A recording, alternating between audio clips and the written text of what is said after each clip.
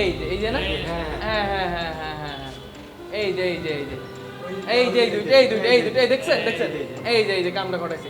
আরে কম বয়স তো, দুপুর 2:20 হয়ে যায়।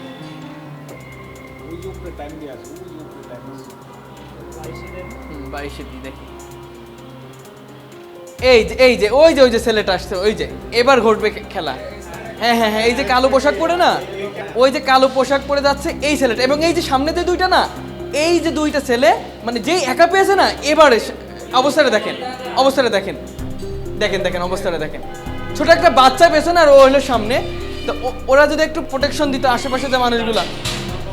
হ্যাঁ হ্যাঁ হ্যাঁ, গাছের নিচে এই কাহিনীটা ঘটেছে। হ্যাঁ হ্যাঁ, ওই যে ধরলো না, ও তখন তো একটু, হ্যাঁ হ্যাঁ হ্যাঁ, মুরব্বী মানুষ দেখছে, ও একটু এগিয়ে আসলে তো হতো।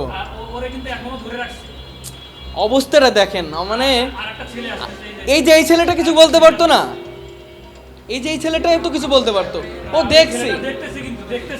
আবার ওই যে রিক্সায় করে যাচ্ছে দেখছেন, অসংখ্য মানুষ যাচ্ছে, মানে তাহলে একটু যদি প্রতিরোধ করতো তাহলে এই কাহিনীটা ঘটতো। ওই যে আসছে ও আবার ও ছেলের সাথে এই যে এখন পুরো আসছে, আমার মনে হয় কি যখন এই যে চিন্তা করে নিয়ে চলে গেল পরে লোকটা আসবে যে কি অবস্থা দিই, একটু ধরলেই তো হইতো ভাই। আমার তো মনে হয় না কেউ ওকে ধরছে, ও মানে নিজে উঠছে, কেউ আসে না। এবং এই রিক্সা চালকরা এরা পুরোটাই সার্কাস দেখছে, মানে ওরা একটু এগিয়ে আসেনি।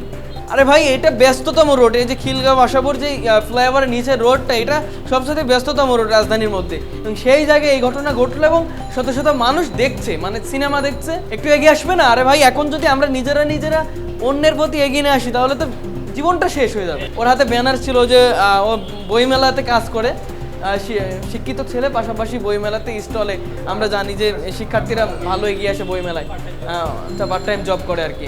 ওই যে উঠেছে এবং ও কিন্তু অবাক যে কি হলো, আমার সাথে কি হয়ে গেল। ও কিন্তু খুঁজছে যে ওর সাথে কি ছিল, জিজ্ঞাসা করছিল মনে হয়। হ্যাঁ হ্যাঁ হ্যাঁ, ও জিজ্ঞাসা করছে। ভাই, এখনও জিজ্ঞাসা করলে কিছু হবে, পরবর্তীতে কি হয় ওর সাথে দেখি। মানে আমার লোম দাঁড়িয়ে যাচ্ছে। আমরা এখন নিজেরা প্রতিরোধ গড়ে তুলবো। আইন শৃঙ্খলা রক্ষাকারী বাহিনীর অবস্থা দেখো, মানে পুলিশ বক্সের সামনে অবস্থা, পুলিশ নাই।